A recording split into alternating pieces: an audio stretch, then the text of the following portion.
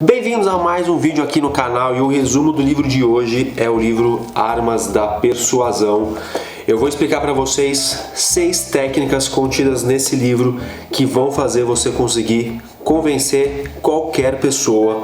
Se você trabalha na área de venda, se você é da área de marketing, se você faz anúncio na internet, se você é copywriter, enfim, se de alguma forma você trabalha com vendas e você necessita de uma comunicação mais persuasiva, eu tenho certeza que esse livro é recomendado para você. E sobre esse assunto, gente, esse livro é referência. Ele foi escrito, se eu não me engano, em 2012, e todos os livros escritos de lá para cá que abordam esse assunto, eles citam esse livro.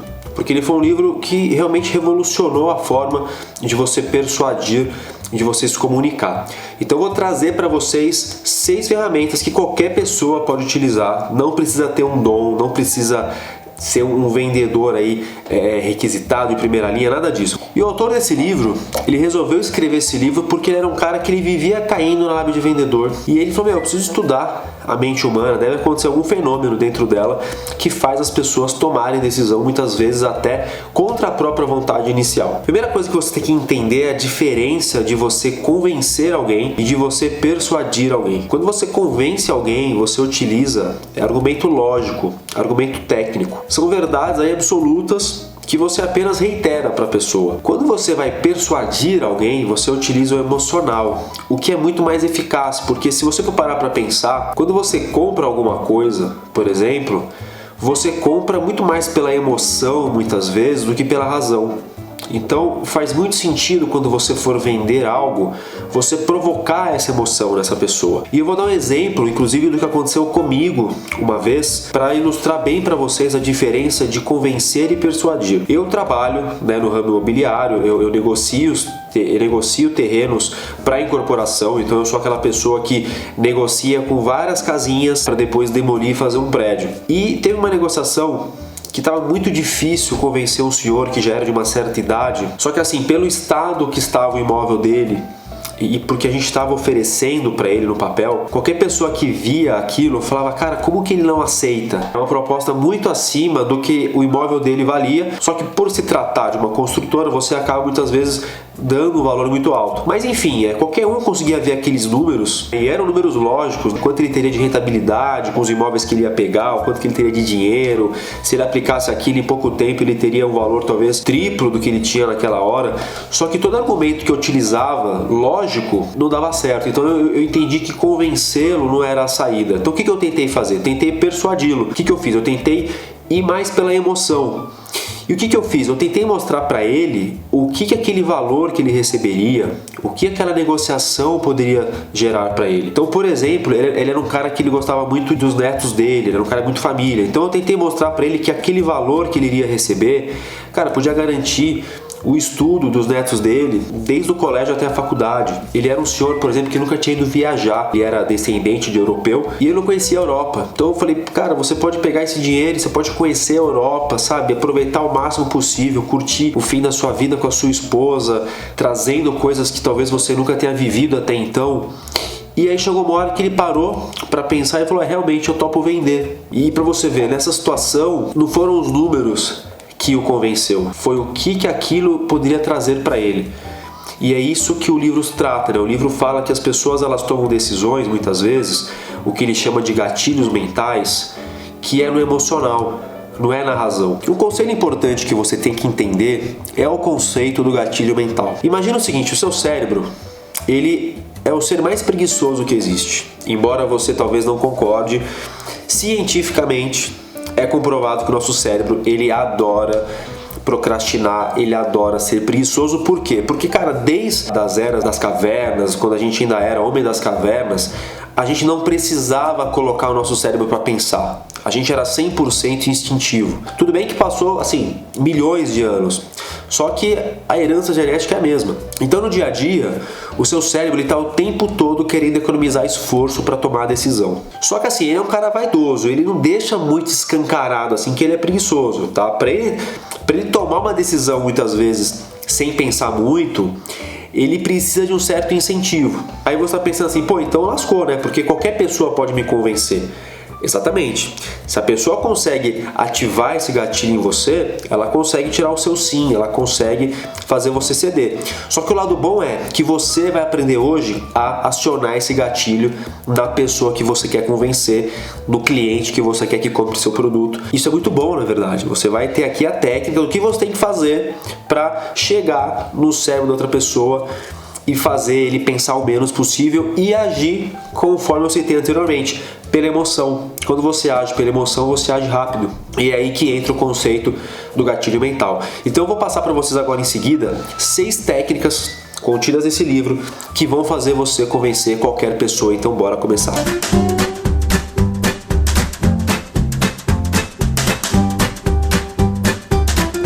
A primeira técnica é a técnica do contraste perceptivo. E eu vou dar um exemplo aqui para ficar mais fácil para você entender. Logo de cara você vai conseguir compreender o que é esse contraste.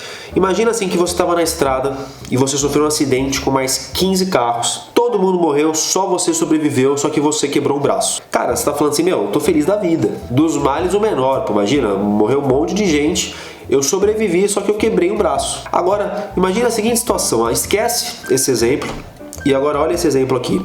Imagine que você saiu para ir na padaria comprar um pão e você tropeçou na calçada e quebrou o braço. Você vai falar, sou um puto do azarado. Atravessei a rua para comprar um pão e voltei com o braço quebrado. Você percebe que nas duas situações o resultado foi o mesmo. Você quebrou apenas o seu braço. Só que ambas as situações elas são vistas de forma diferente. Em uma você acabou saindo no lucro e outra você saiu no prejuízo. Isso é o contraste, é a forma, é o cenário que você monta para muitas vezes fazer a pessoa perceber que o braço quebrado dela pode ser bom. E eu vou dar um exemplo aqui de um cara, que inclusive é citado no livro, que era um corretor de imóveis nos Estados Unidos, que ele mandava muito bem nessa técnica. O que ele fazia? A pessoa entrava em contato com ele querendo visitar um imóvel que ela queria comprar. E antes dele levar a pessoa para esse imóvel, ele fazia questão de levá-la para um imóvel caindo aos pedaços, um imóvel feio, que aí a pessoa via esse imóvel primeiro, odiava, e depois quando ela via aquele que ela já estava pensando em comprar ou pensando em alugar, ela ficava 2 vezes mais empolgada. Então ele fazia um contraste bem ruim para depois convencê-la mais facilmente. E numa negociação é muito comum isso acontecer. As pessoas às vezes mandam o número lá em cima quando quer vender, ou então quando quer comprar manda a proposta lá embaixo para mostrar aquele cenário ruim para a pessoa pensar, putz, não vai dar, o cara tá pagando muito baixo, enfim, meu imóvel não tem esse valor. E quando vai ver, vem uma proposta um pouco melhor que a pessoa queria pagar desde o começo, só que o fato de vir uma proposta muito mais baixa faz aquela proposta soar melhor. E essa técnica ela é muito usada, por exemplo, em lojas de shopping. Eu vou dar um exemplo para você aqui, por exemplo, uma loja de terno. Imagine que você vai comprar o terno e o vendedor, ele sempre, se o cara for bom, o que ele vai fazer? Ele primeiro vai empurrar em você um produto mais caro, terno completo, para depois, por exemplo, ele partir para os acessórios. Depois que você gastou já 300, 400 reais no terno, para você comprar um sapato de 100, para você comprar um sapato de 100 não existe, mas um sapato de 200 ou um cinto de 100 é muito mais fácil do que primeiro ele te empurrar uma peça mais barata e depois você comprar algo mais caro. A sua mente automaticamente ela se blinda. Eu gastei 100 reais, como que eu vou gastar mais 400? Então eles são muitas vezes treinados para primeiro oferecer para você, para vender primeiro produtos mais caros para depois colocar os mais baratos. E tem uma técnica embutida dentro desse gatilho mental que é a rejeição seguida de recuo. E eu vou citar um exemplo aqui que vai fazer você entender bem essa técnica, que é genial, gente. Tinha um garoto nos Estados Unidos que ele vendia no meio da rua e ele ficava com um par de ingressos na mão, oferecendo para as pessoas que passavam comprar aquele par de ingressos por $30. Cara, todo mundo basicamente falava que não. E aí, depois ele ouvia o não da pessoa, o que ele fazia? Ele oferecia um chocolate por $1. Falou assim, já que você não comprou meu ingresso, me ajuda, compra um chocolate, é $1. Então, o cara negou pagar 30 pelo ingresso. O que é, de repente, $1 pelo chocolate? Cara, ele vendia muito chocolate dessa forma. E desde o começo, assim, ele não queria vender o ingresso, ele queria vender o chocolate.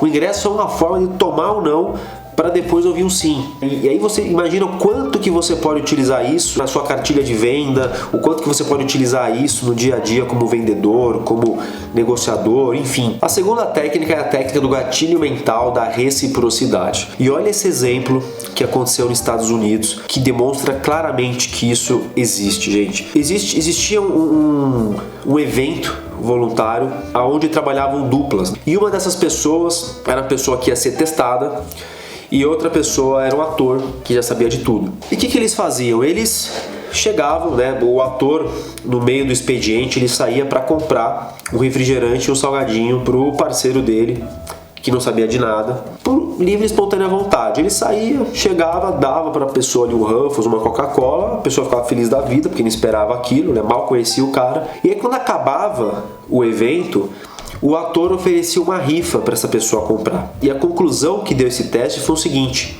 que as pessoas que haviam ganhado de presente esse salgadinho com refrigerante, elas ofereciam muito mais pela rifa do que aquelas pessoas que não ganharam nada. Então isso mostra assim que a reciprocidade ela existe muitas vezes até em trocas desiguais, porque muitas vezes o valor da rifa era muito maior do que o valor que a pessoa gastou no Ruffles e na Coca-Cola. E muitas empresas utilizam isso com você. Esse conteúdo que muitas vezes você recebe de graça de alguma empresa, ou às vezes um brinde. Teve uma empresa nos Estados Unidos que no começo do ano ela entregava para as donas de casa alguns itens de amostra grátis, e elas perceberam que essas pessoas, né, no decorrer dos anos, as que mais gastavam com a marca. Então, embora não seja algo muito claro, muito perceptível, essa troca ela existe. E a terceira ferramenta é a ferramenta do gatilho mental da coerência e compromisso. As pessoas, elas gostam de parecer coerentes frente às outras. Então eu garanto que se você pegar agora seu celular e gravar um stories no Instagram falando assim, olha, quero dar um recado aqui para todos os meus seguidores. Essa semana eu vou todos os dias para academia. Eu tenho certeza que a chance de você faltar na academia nessa semana é quase zero. Por quê? Porque você quer parecer coerente frente às outras pessoas. Isso é meio que geral. Então, quando você consegue tirar um acordo inicial de alguém, quando você consegue que a pessoa fale um sim para você inicialmente, dificilmente essa pessoa volta atrás. E tem até um exemplo engraçado que é dado no livro, que acontece numa associação nos Estados Unidos, que é a seguinte: existe ali uma associação de crianças carentes e eles recrutam voluntário para determinados eventos. E eles ligam para a casa das pessoas, chamando essas pessoas para participar desse evento. E aí, quando eles ligavam para as pessoas e falavam assim, olha, vou ter um evento aqui no sábado às 7h30 da manhã, que consiste em você participar aqui do nosso evento, que vai ter crianças carentes e tudo mais. Será que você poderia participar? Como era sábado, 7h30 da manhã, você deve imaginar já o que a galera respondia, né? Ninguém queria acordar cedo no sábado para ir para o evento beneficente. Então eles inverteram um pouco a ordem das coisas. O que eles faziam? Eles ligavam para a pessoa, perguntavam se a pessoa tinha interesse em ajudar crianças carentes a participar de um evento e tudo mais. A pessoa dizia que sim, com certeza tinha interesse, e aí em seguida eles falavam, olha, então é o seguinte, nesse sábado às 7h30 é só você comparecer aqui na nossa sede e participar. Cara, depois que a pessoa falou que sim, que tinha interesse, que queria participar, cara, o horário, a pessoa até deve ter ficado meio puta na hora, mas ela pensou, eu já falei que sim, né? Não vou ser coerente agora e dizer que não quero ir. Então o princípio da coerência é esse, é você pegar um acordo inicial para depois você tentar fechar o acordo principal. Por isso que muitas vezes algumas empresas mostram um pré-contrato para você, uma pré-proposta, alguma coisa do tipo. Tem alguns vendedores que utilizam uma técnica que já é um pouco mais ardilosa, que é a técnica bola baixa, né? Isso acontece muito em agência de carro, concessionária de carro, que o vendedor passa um preço do carro para a pessoa começa a fazer test drive no carro, mostra para a família, visita, tira foto, assina um pré-acordo, fala com o gerente do banco sobre o financiamento, e aí na hora de fechar o contrato o vendedor fala, putz, cara, teve um errinho de sistema aqui, o valor é um pouquinho maior. O cara tá tão envolvido, tá tão coerente com aquilo, que ele dificilmente vai dar para trás. Então tem várias formas de você desdobrar essa técnica, mas o intuito é sempre esse, é você tirar um acordo inicial que vai te ajudar a fechar o acordo principal. E a quarta técnica o quarto gatilho mental é o gatilho mental da aprovação social. Nós, quando estamos com dúvida, quando estamos inseguros em tomar alguma decisão, é comum que a gente procure saber o que outras pessoas estão fazendo. Isso acontece muitas vezes quando você está em algum site, você quer comprar algum produto e você não tem certeza se aquele produto é bom, se aquele site é confiável. Aí você começa a ver se existe comentários de outros clientes, se a empresa tem Reclame Aqui, para ver o que as pessoas estão falando daquele serviço, daquele produto. Como que isso influencia? Como que você pode trazer isso, né, na hora de influenciar alguém, na hora de tentar persuadir alguém? É sempre importante que, por exemplo, se você tem um site, você sempre se preocupar em ter comentários positivos, sempre se preocupar em ter um Reclame Aqui atualizado, ou se você tem um negócio local, enfim, é sempre importante você ver o que as pessoas estão falando, a nota que você tem nas avaliações, porque as pessoas fazem isso. Você vai no Mercado Livre, por exemplo, você sempre olha ali o perfil do vendedor, quantas avaliações tem, e não só em situações como essa, mas pensa que você é vendedor, está vendendo um produto, e aí você tem um cliente de repente que está em dúvida entre um produto ou outro. Cara, se você chega para ele e fala, olha, esse produto aqui, cara, é o mais vendido aqui na loja, é o que todo mundo mais gosta de comprar. Esses dias mesmo eu tava pensando, eu tenho 3 gatos em casa, tava querendo trocar a ração deles, fui até um pet shop, tava com dúvida entre algumas marcas e o que acabou fazendo eu decidir pela minha marca preferida era o que o atendente comentou que as pessoas mais compravam, que as pessoas estavam mais satisfeitas. Ele falou, pode levar essa, que essa aqui são que as pessoas mais compram, as pessoas mais elogiam. Cara, na hora eu nem quis prestar muito mais atenção em algum outro argumento, só aquilo para mim bastava. Então, na hora de convencer alguém, tente sempre colocar ao seu lado comentários positivos, tente sempre mostrar para as pessoas, para a pessoa que você está negociando, que você está vendendo, que aquilo que ela está escolhendo é bem aceito pelas pessoas. As pessoas levam isso em consideração na hora de tomar decisão, principalmente na hora que elas estão em dúvida, na hora que elas estão inseguras. É na aprovação social que ela vai se apegar e é extremamente importante que você tenha isso a seu favor. E a quinta técnica é o gatilho mental da afeição. Gente, é bem óbvio que as pessoas elas se sentem mais à vontade de fazer negócio com pessoas que elas gostam. E o maior exemplo disso é a Avon e a Tupperware. Para você ter ideia, essas empresas elas não têm vendedores que elas investem cursos de venda, treinamentos, né? Aqueles vendedores que precisam ter metas. Não, gente, são as próprias donas de casa ali que muitas vezes vendem esses produtos para as amigas. Existem casos, né, até citado no livro, de clientes Tupperware que compraram o produto simplesmente porque queriam conversar ali com a vizinha e elas gostavam de fazer isso e acabavam comprando o produto como consequência. O produto era uma consequência e não o objetivo principal. Então você percebe que isso mostra que as pessoas se sentem mais à vontade de comprar e de fazer negócio com quem elas gostam. E como que faz para uma pessoa sentir uma afeição por você? Se você não é nem a vendedora da Tupperware ou da Avon, o que você pode fazer para uma pessoa gostar de você, para uma pessoa sentir uma afeição maior por você? Segundo o livro, existem 3 formas de você fazer isso. A primeira delas é a aparência física. A aparência física é importante. Embora muitas pessoas acham que não, o que vale é como a pessoa se comporta, como ela é. O cartão de visita que você tem é a forma como você se veste, é a forma como você fala, é a forma como você se arruma. Então, a primeira coisa é arrumar o cartão de visita, é você estar bem arrumado, estar bem aparentado. Pode parecer que não, mas intrinsecamente isso aí afeta e é importante você ter isso com você. A segunda forma de você aumentar a sua afeição perante as pessoas é na semelhança. As pessoas gostam de pessoas semelhantes. Existia um vendedor de carro nos Estados Unidos que ele fazia uma coisa que era genial. O cara entrava na concessionária para comprar um carro, para trocar de carro. A primeira coisa que esse vendedor fazia era prestar atenção em quais objetos a pessoa tinha dentro do carro. Então, se ele via, por exemplo, que esse potencial comprador tinha no carro dele uma barraca de camping, ele já puxava o assunto falando de camping. Se ele via que ele torcia para determinado time, ele puxava assunto sobre aquele time. E isso aumentava as chances do negócio sair. E a terceira coisa que você pode fazer é elogios, gente. Você pode ter certeza, se você trabalha aí no ambiente corporativo e você vai pedir um favor para alguma pessoa, vamos supor que você precisa daquele relatório de última hora, que você tem que pedir para aquela pessoa que talvez você não tenha ali tanta intimidade.